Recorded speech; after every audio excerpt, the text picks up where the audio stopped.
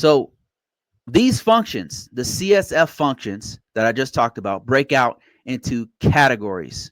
So governance has categories underneath it. It breaks down, okay, what do you need for governance?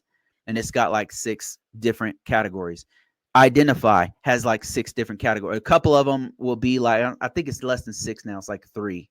But identify will be things like identifying the software in your environment, having a software inventory, having a hardware inventory, identifying threats in your organization, identifying vulnerabilities.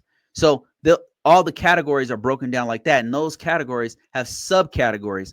And once you get deeper into this, you'll see that it aligns perfectly with things like the ISO 27001.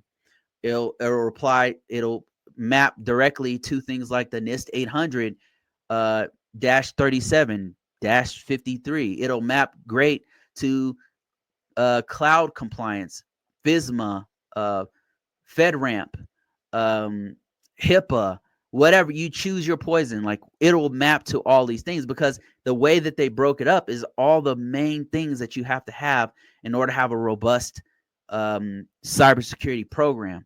So that's why it's so effective.